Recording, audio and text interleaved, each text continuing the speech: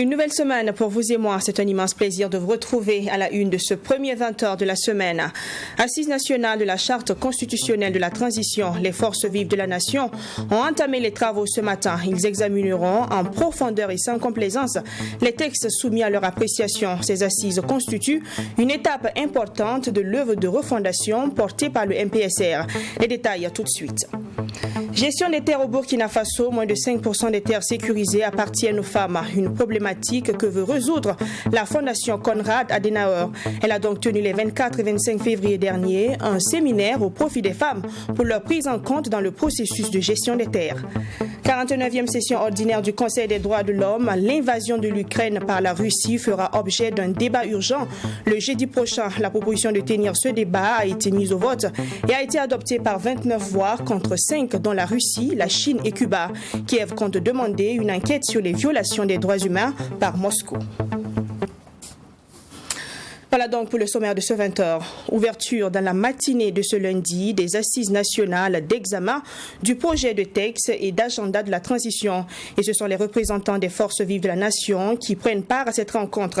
Ils sont appelés à apporter des amendements au projet de texte proposé par la commission technique. Les représentants du chef de l'État ont invité les participants à mener des travaux sans complaisance et à privilégier l'intérêt général. Abdourahim Yénié, premier reportage de ce 20h.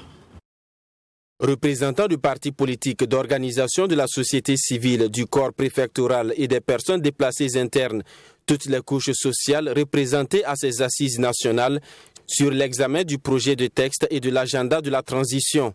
Ce processus qui s'est voulu inclusif a pour but de prendre en compte toutes les aspirations du peuple dans l'œuvre de refondation et de restauration du Faso, a laissé entendre le lieutenant-colonel Evrard Somda, qui a représenté le président du MPSR à cette cérémonie d'ouverture.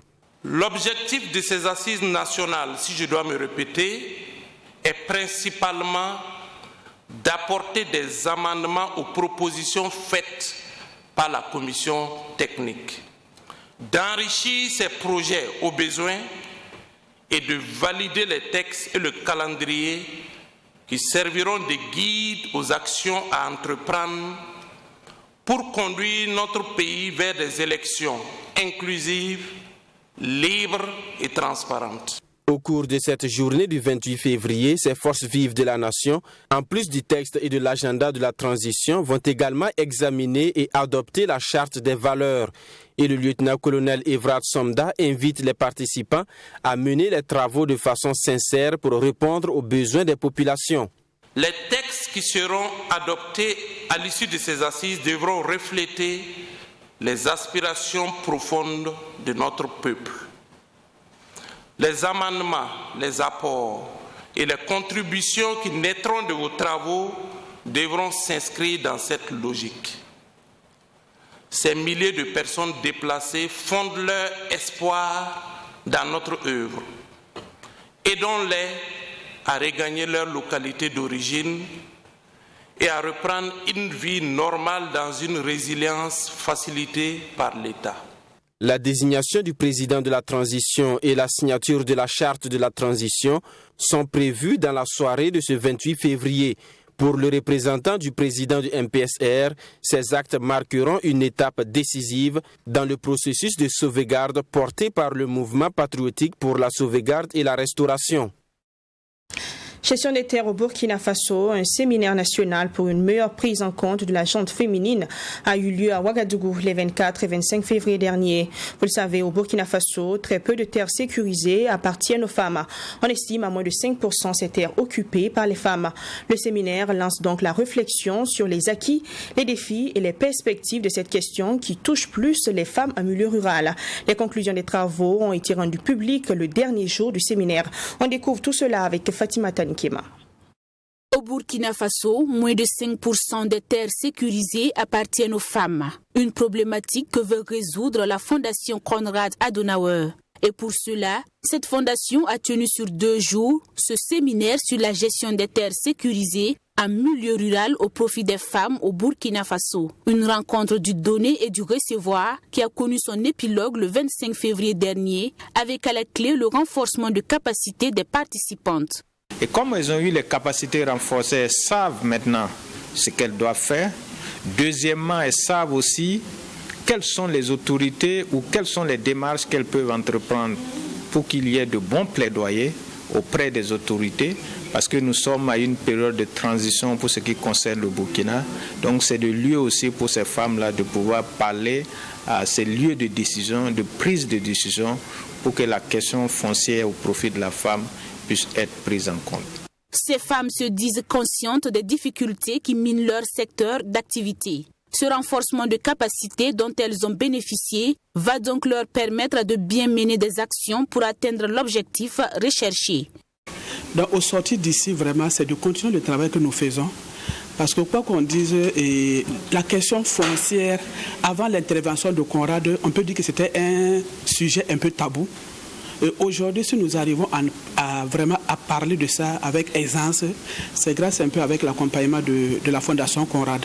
Donc c'est toujours aller dans ce sens, d'accompagner les femmes, de les sensibiliser, d'interpeller les autorités, de faire des plaidoyers afin que la sécurisation foncière au profit des femmes soit une véritable réalité au Burkina Faso. Ce sont au total 5 modules qui ont été dispensés au cours de ce séminaire, chose qui a permis de réfléchir sur les acquis et les défis de la gestion des terres sécurisées en milieu rural au profit des femmes au Burkina Faso et de dégager des perspectives. Burkina Trading Service BTS a organisé ce samedi 26 février 2022 à Ouagadougou une conférence publique sur le personal branding. Cette conférence qui avait pour thème Be Your Own Brand, qui veut dire en français soit ta propre marque, a été animée par 2 speakers qui s'insèrent dans la thématique. Il s'agit du directeur général du cabinet Avaland et de Bakary Baro, directeur général de BTS. Le point des échanges avec Sanata Siré. On parle de personnes célèbres. Comment développer sa propre marque pour influencer la communauté et se faire une place dans la société? Les astuces ont été données ici par Bakary Baro au cours de cette conférence publique organisée par Burkina Trading Service sur le personal branding. Une conférence au cours de laquelle les rudiments nécessaires ont été donnés aux participants, qui sont notamment des jeunes désirant se positionner dans le domaine de l'entrepreneuriat. Sois ta propre marque, parce que nous estimons que aucune existence ne peut être bien assumée si on ne porte pas sa propre marque. D'abord, quand on parle de personal branding, c'est l'utilisation efficace et efficiente des réseaux sociaux. C'est de contrôler son image. Deuxièmement, c'est d'avoir une bonne présence. Donc, une bonne présence sur les réseaux sociaux avec une communication bien assidue, bien dirigée, communiquer sur nos valeurs, communiquer sur un projet bien donné, de sorte à influencer la décision des gens vers cette vision-là. Un autre sujet abordé lors de cette conférence, c'est le corporate branding, l'image de marque de l'entreprise. L'occasion a été donnée au directeur général du cabinet Avaland, Modeste Sessou, d'énumérer les avantages du corporate branding dans la construction de la marque personnelle. Les avantages, c'est au niveau de la communication entre une entreprise et ses clients, il y a une simplification lorsque l'entreprise est à même de contrôler son image. Donc quand on parle de son image, c'est le logo, le nom de l'entreprise, son slogan, l'architecture de ses locaux, l'expérience qu'elle offre dans les services. Donc c'est un avantage de permettre quand même de contrôler cette communication. Évidemment, j'ai parlé d'autres avantages. J'ai parlé des économies budgétaires qu'une entreprise peut engranger lorsqu'elle développe sa marque. Les participants ont également eu droit à des cours sur les bonnes pratiques pour construire sa marque personnelle avec des exemples de cas pratiques basés sur l'expérience du conférencier Bakary Baro. Ont pris part à cette conférence des étudiants, des chefs d'entreprise et porteurs de projets, des cadres de l'entreprise et de l'administration publique. Dialogue interreligieux au Burkina Faso, le comité mixte en charge de la question poursuit la sensibilisation. Ce 26 février, le dit comité, avec l'appui de son partenaire, l'Action de Carême, était à Waïguya, dans la région du Nord. Il y a formé des membres de l'association des élèves et étudiants musulmans au Burkina, AEMB, l'Union des groupes publics du Burkina, UGBB, et la jeunesse étudiante catholique GEC sur la promotion du dialogue interreligieux en milieu scolaire. Précision et réaction des acteurs avec Michael Tougré. À Waïguya, les membres de l'association des élèves et étudiants musulmans du Burkina, AEMB, l'Union des groupes bibliques du Burkina, UGBB, et la jeunesse estudiantine catholique échangent sur les bonnes pratiques pour la promotion du dialogue interreligieux en milieu scolaire. Abdul Karim Ouedraogo, formateur, va expliquer aux participants qu'au-delà des différences religieuses, chacun doit être un vecteur de cohésion sociale. Et le dialogue interreligieux s'impose comme une valeur au Burkina Faso pour un bon vivre ensemble. Nous devons avoir le sens du pardon. C'est-à-dire que chaque fois, nous devons penser d'abord au fait que nous sommes humains, nous sommes les enfants d'un même père et d'une même mère, et pour cela, nous devons rester unis dans la famille. Et pour cela, le pardon doit être primordial. Il y a le fait aussi que le dialogue, c'est quoi? C'est parler, c'est causer, c'est discuter ensemble pour voir quels sont les soucis et quels sont les moyens que nous pouvons rassembler ensemble pour pouvoir effectivement partager. Donc il y a le fait qu'il faut avoir un sens de dialogue, de partage dans la communication. Donc on a partagé cela avec eux. On a aussi partagé le fait que, et au-delà de nos différences, dans la famille, là, il faut qu'on s'accepte.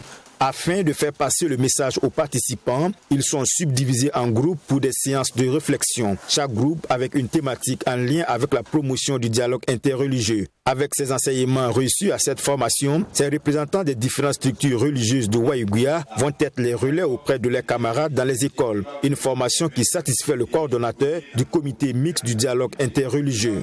De façon concrète, les objectifs que nous visons là, il s'agit premièrement de former nos militants aux vertus du dialogue interreligieux. Nous voulons proposer des actions concrètes dans le sens de la promotion du dialogue interreligieux et nous voulons également tisser et développer les liens de fraternité entre les militants des différentes religions. Nous avons appris beaucoup de choses. Nous avons appris quelles sont les vertus du dialogue interreligieux.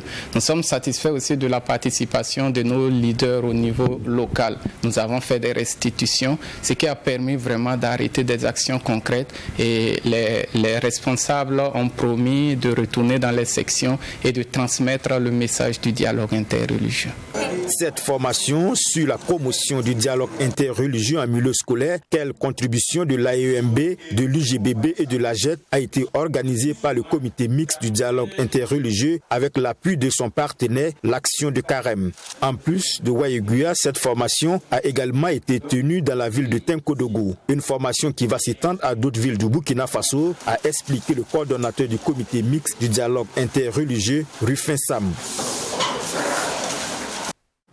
Santé ce soir, on parle du diabète, une maladie chronique qui se caractérise par une glycémie, c'est-à-dire un taux de sucre dans le sang au-dessus de la norme. Pour apporter sa contribution dans la lutte contre cette maladie, l'association Moroma Morowele a organisé une campagne de dépistage le samedi 26 février 2022 à Farakan, un quartier de la ville de Bobo-Dioulasso. Pour cette campagne, elle a plutôt ciblé les personnes du troisième âge qui sont les plus sensibles. Précision sur place à Bobo-Dioulasso avec notre reporter Joseph Koutko.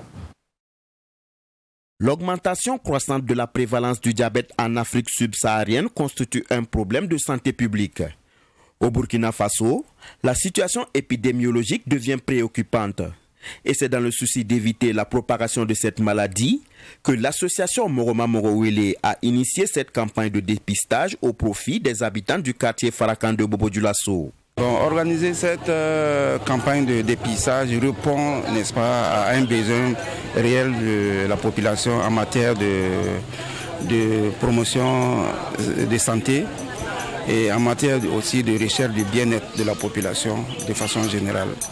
Et vous êtes sans savoir que bientôt nous rentrons dans la période de carême, le carême catholique qui commence bientôt. Ensuite, nous allons rentrer en avril dans le mois de carême musulman. Alors, cette situation, n'est-ce pas, rentre dans le cadre de ces deux événements majeurs qui est de permettre à la population de savoir leur statut, que ce soit la glycémie ou l'hypertension, pour que les gens prennent les dispositions nécessaires afin d'éviter éventuels cas de maladie après le mois de carême. À travers cette campagne, l'association Moroma Morowele a bien voulu cibler en particulier les personnes du 3e âge, même si la frange jeune n'était pas exclue. Une initiative saluée par les habitants du quartier de Farakan. C'est l'occasion qui s'est présentée. Bon, moi-même particulièrement, j'ai un problème de cycle là. Il y a des moments ça monte, il y a des moments ça descend. Tension là aussi, ça au moins il n'y a pas de problème. Ils sont venus ce matin, en tout cas, on les remercie beaucoup.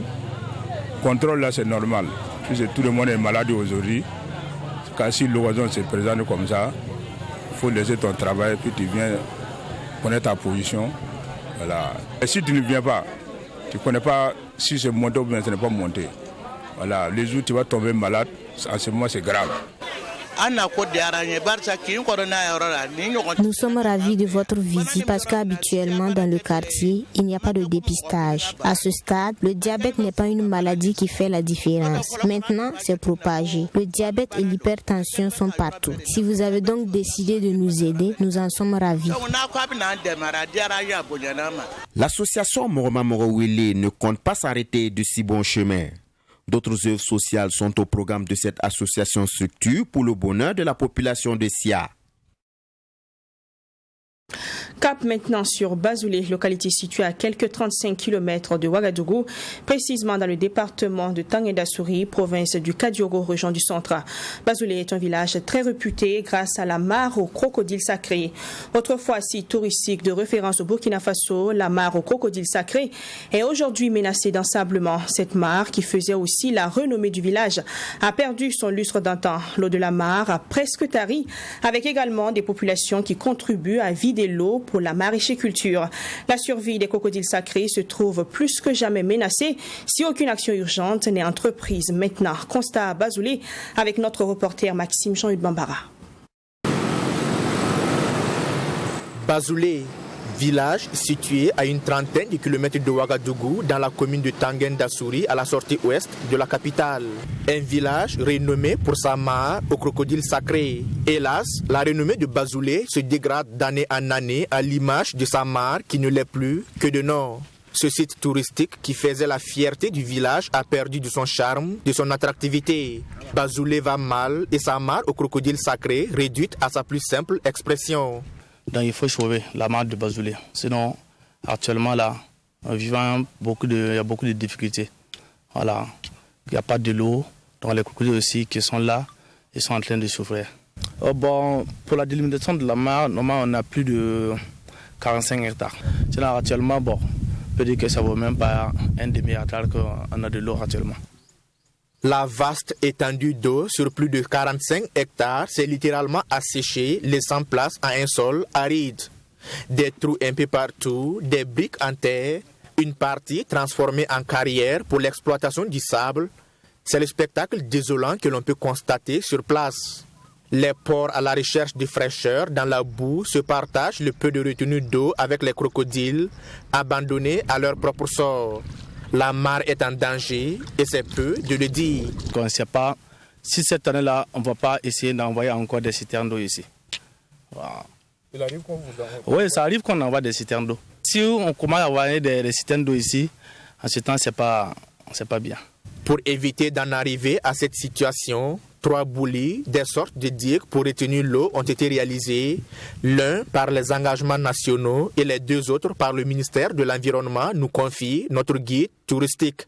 Si ces techniques peuvent se révéler une solution palliative pour sauver la vie des crocodiles, le véritable problème demeure tout de même l'ensablement de la mare. Le véritable problème de la mare, c'est de faire curer carrément.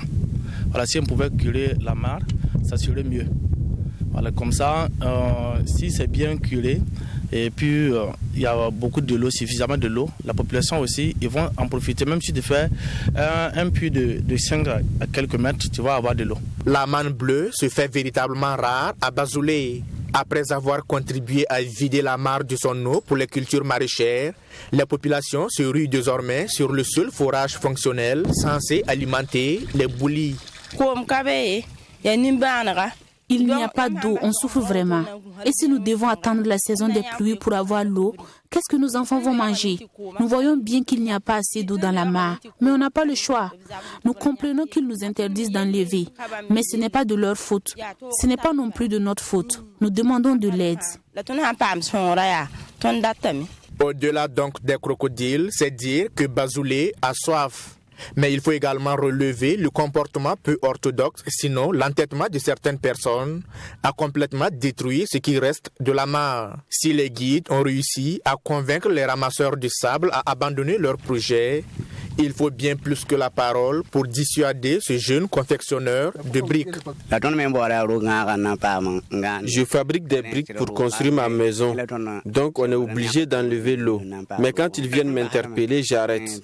Je ne force pas. Alors que les guides comptent sur les autorités coutumières pour durcir le ton et empêcher les populations d'aggraver la situation de la mare, ces dernières appellent l'État à la rescousse.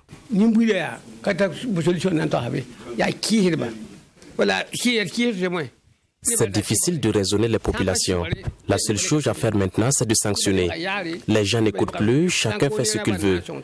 Il faut maintenant que l'État nous aide. Il faut des sanctions pour discipliner les gens parce que les gens se disent qu'ils sont en démocratie, donc libres de faire ce qu'ils veulent. L'importance de ces crocodiles sacrés pour le village n'est plus à démontrer selon le chef de Bazoulé. Une fête de reconnaissance est même organisée chaque année pour les crocodiles qui sont devenus le totem du village. Avec la situation actuelle de la mare, le tourisme a véritablement pris un coup dur selon Raphaël Kaboré. Et le Covid-19 est venu empirer les choses. Quand le Covid, on a déjà fait une année pleine sans avoir des touristes.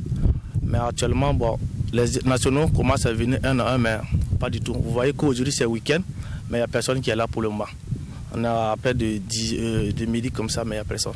Pourtant, l'on pouvait enregistrer au moins 10 000 visiteurs par jour, nous confie-t-il.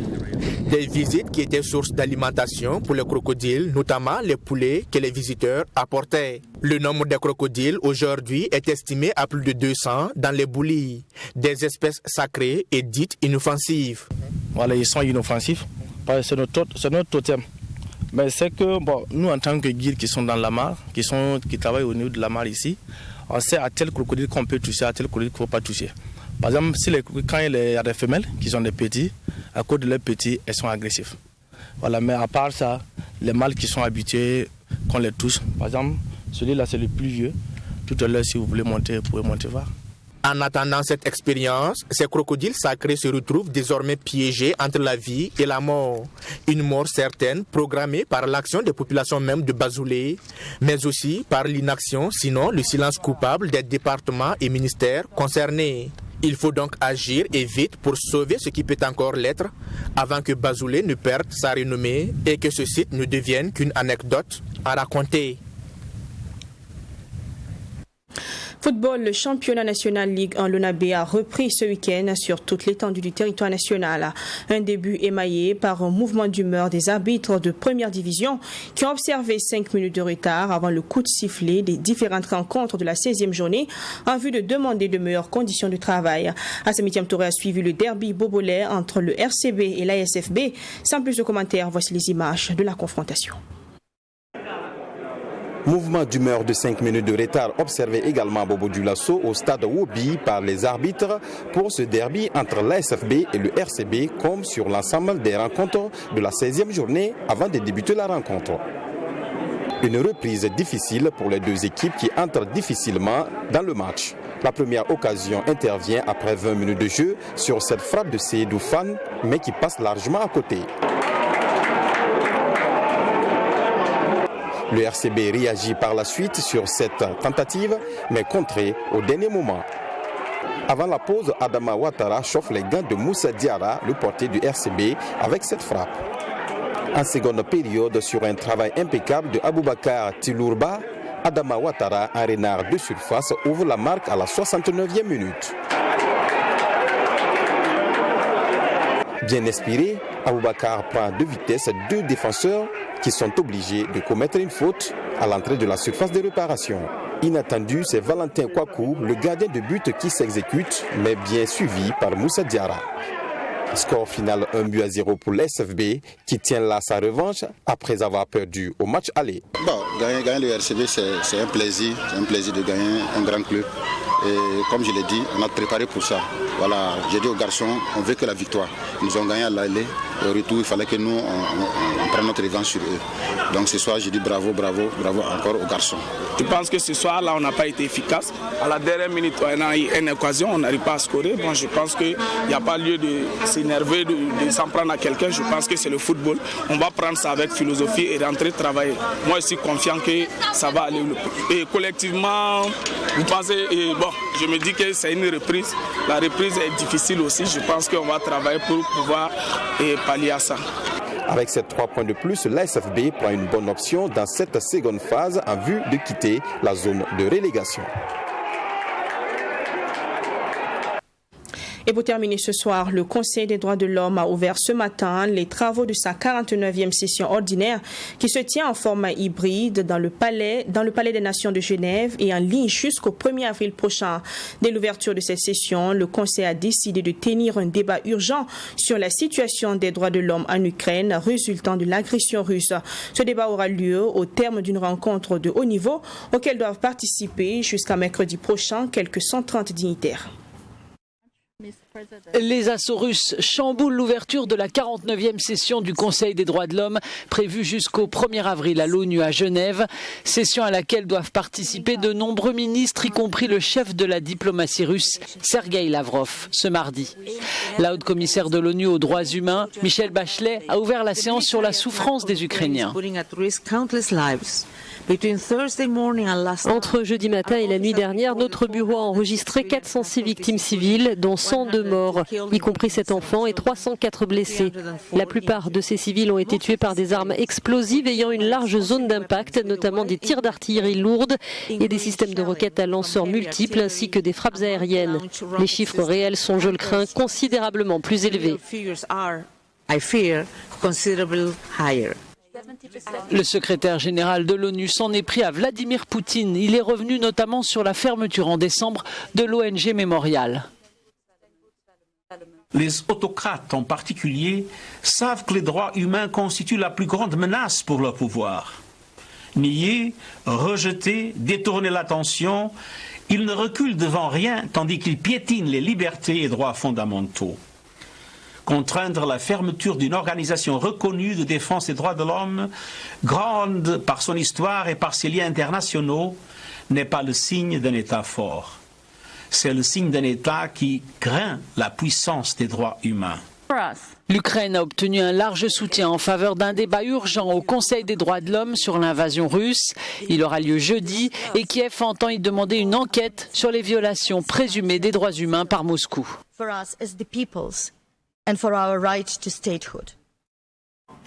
Vous l'aurez compris, on s'arrête là ce soir. Merci d'avoir honoré ce journal. On se dit à demain 20h. Je vous souhaite une excellente semaine, toujours en compagnie de Truy TV. Bonsoir.